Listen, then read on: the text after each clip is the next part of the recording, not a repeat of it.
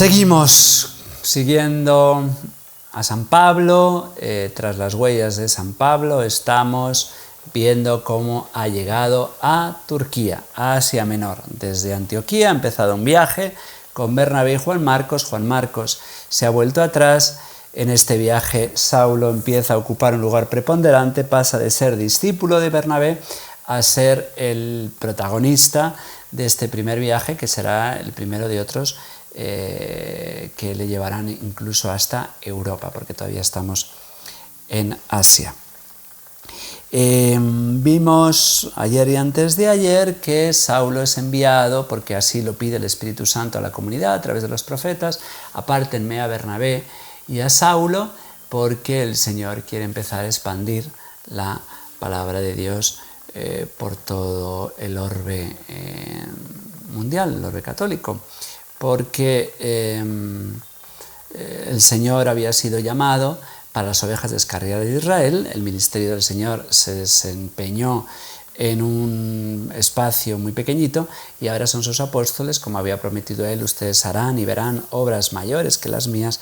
Ahora serán ellos los que expandirán a zonas geográficas muchísimo más amplias que las del espacio de predicación del Maestro, del Señor. Esta es la base de la misión, las misiones católicas.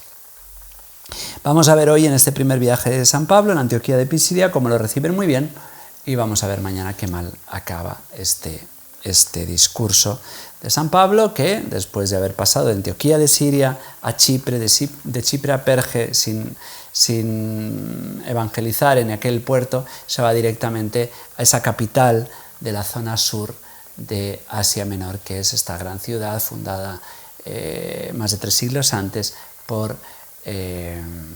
Seleuco en honor de su padre Antíoco. Hoy estamos celebrando a Nuestra Señora de Fátima. No es fiesta, no es obligatorio, entonces es posible que ustedes se puedan encontrar que en muchos lugares en misa las lecturas no se refieran a el sacerdote puede elegir cambiar las lecturas, o a lo mejor sí que se encuentran con los Hechos de los Apóstoles. Bueno, no hay ninguna contradicción. La Virgen de Fátima nos lleva a anunciar por el mundo el reinado de su Hijo, y cabe perfectamente esta lectura en este día precioso de nuestra Madre, la Virgen. Bueno, pues hoy termina el discurso de San Pablo en la sinagoga de Antioquía. Siempre los cristianos, cuando llegaban a un lugar, lo primero que hacían era entrar, como había hecho el Maestro, en las sinagogas. Y ahí veíamos ayer que San Pablo empieza a contar la historia de la salvación, que ya conocen los judíos, y les hacen ver que esa historia de salvación se cumple en Jesucristo. Seguimos el discurso de ayer. Hermanos, descendientes de Abraham y todos los que temen a Dios, porque hay algunos que son temerosos, que son simpatizantes, que no son judíos circuncidados, sino griegos, helenistas, que han aceptado el mensaje del Antiguo Testamento. Entonces, después de contar la historia de la salvación, reitera el saludo tras el resumen escriturístico y dice: a ustedes se les ha enviado este mensaje de salvación. En Jesús se cumple la Escritura. Los habitantes, dice San Pablo, los habitantes de Jerusalén y sus autoridades no reconocieron a Jesús ni entendieron las profecías que se leen los sábados, pero las cumplieron al condenarlo. Ahora viene la acusación. Ustedes son un pueblo deicida, un pueblo que, ustedes y yo, porque Pablo es judío y él ha sido perseguidor de la Iglesia, como dirá tantas veces. Pero los enemigos de la Iglesia, esto es muy bonito, son instrumentos de la providencia divina. No entendieron las profecías, pero las cumplieron al condenar a Jesús. Por eso nos tiene que asustar cuando vemos la aparente victoria de los enemigos de Dios, de los enemigos de la Iglesia. Habla de la inocencia de Jesús. Aunque no encontraron nada que mereciera la muerte, le pidieron a Pilato que lo mandara ejecutar. Y cuando cumplieron todo lo que estaba escrito de él, lo bajaron del madero y lo enterraron. La muerte de Jesucristo no es aparente, es real, porque es verdadero hombre. Como verdadero hombre muere, como verdadero Dios va a resucitar. Dios interviene y lo resucita, pero Dios lo resucitó de entre los muertos. Esto es el querigma, el anuncio de la salvación. Dios os ama por vuestros pecados y Dios os ha enviado a Cristo, ustedes lo han matado y Dios lo ha resucitado. Durante muchos días, que es lo que estamos celebrando en la Pascua, durante muchos días se apareció a los que lo habían acompañado de Galilea a Jerusalén, no a sus enemigos, sino a los que lo esperan.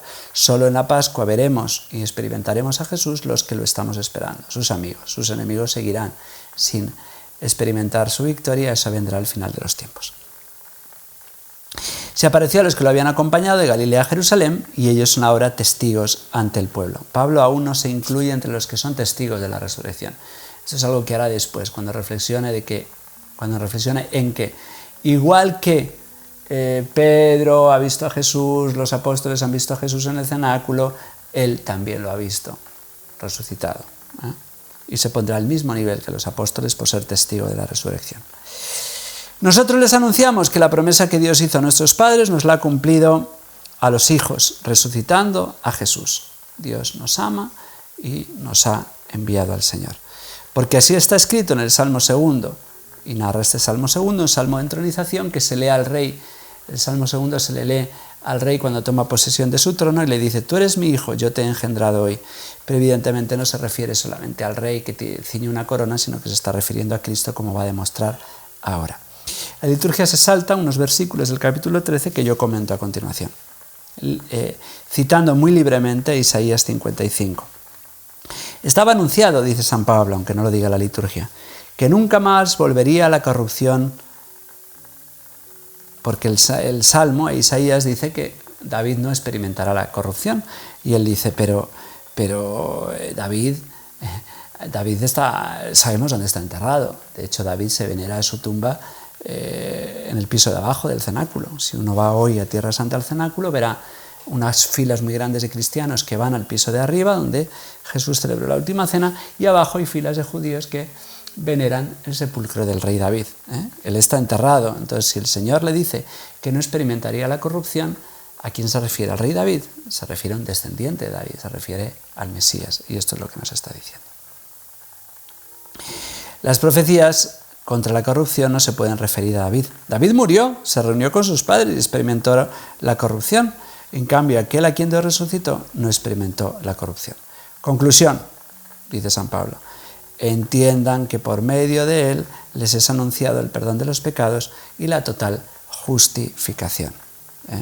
Una justificación que no se puede obtener por la ley de Moisés. Aquí está empezando a narrar la tesis que está en todo el libro de los Romanos, en toda la carta de los Romanos y toda la carta a los Gálatas. La salvación no nos puede venir por la raza, por herencia de nuestros padres. Tiene que ser un don recibido personalmente por cada uno, no a través de los dones naturales, de la sangre, de la carne, de la familia, de la herencia, sino a través de un encuentro personal con Cristo, a través de los sacramentos. Y ahora cita a Habacuc, que anuncia la amenaza a las naciones paganas con la ira de Dios. Cuiden que no sobrevenga el castigo anunciado por los profetas a los que desprecien a Dios. Asómbrense y desaparezcan, porque en sus días yo voy a realizar una obra que no creyeron, aunque se la cuenten. Cuiden que no sobrevenga el castigo a los que no quieren acoger al Señor. Estas naciones desaparecerán. ¿Cómo desaparecerá la cultura occidental? Si renuncia a sus raíces cristianas, como han desaparecido. El cristianismo ha desaparecido en muchos rincones de la tierra. Y Occidente, soberbio, cree que puede ser grande sin Cristo, que es quien le ha hecho grande. Bueno, pues esta es la amenaza de Habacuc que hoy se repite sobre nosotros. Si rechazamos al Señor, desapareceremos. Bien, pues este discurso provoca un interés y una acogida inicial. Es decir, los que están en la sinagoga escuchando a Jesús, a Jesús, pero a través de Pablo, pues le acogen con muchísimo cariño y le van a pedir, por favor, el sábado que viene, que tenemos reunión, porque se reúnen todos los sábados en la sinagoga, vuelve. Y entonces Saulo tiene una semana muy bonita porque ha sido bien acogido. Ya veremos que el sábado siguiente todo se va a cambiar y Saulo va a tener que salir corriendo de la ciudad porque la opinión hoy venerada, la opinión del pueblo, que es tan maleable, que es tan manipulable, pues va a cambiar, como cambiaban en las sinagogas las gentes ante Jesús, que le acogían al principio por los milagros y luego lo rechazaban o le veneraban con los ramos el domingo y el viernes pedían su crucifixión. Por eso no debemos de descansar en los aplausos y en la opinión de la gente, que muchas veces nos aplauden con cariño y con sinceridad, pero el aplauso que hemos de buscar es en el Señor, porque si no experimentaremos continuamente la frustración, porque la opinión de aquellos que hoy nos dicen que nos aman mucho, mañana puede cambiar. Al salir les rogaban que les hablasen sobre estas cosas el siguiente sábado. Disuelta la reunión, muchos judíos y prosélitos que adoraban a Dios siguieron a Pablo y a Bernabé. Pablo y Bernabé, ya no Bernabé y Saulo, sino Pablo y Bernabé. Estos conversaban con ellos y les persuadían a perseverar fieles a la gracia de Dios. Bien, pues el sábado siguiente va a haber un encuentro en la sinagoga y nosotros, como hoy es viernes, pues esperamos al siguiente sábado, o sea, a mañana, para ver cómo es este segundo encuentro con los de Antioquía, que ya les anunció que no va a ser nada favorable a Pablo ni a Bernabé. Que la bendición de Dios Todopoderoso, Padre, Hijo y Espíritu Santo, descienda sobre ustedes y les acompañe siempre. Hasta mañana, si Dios quiere.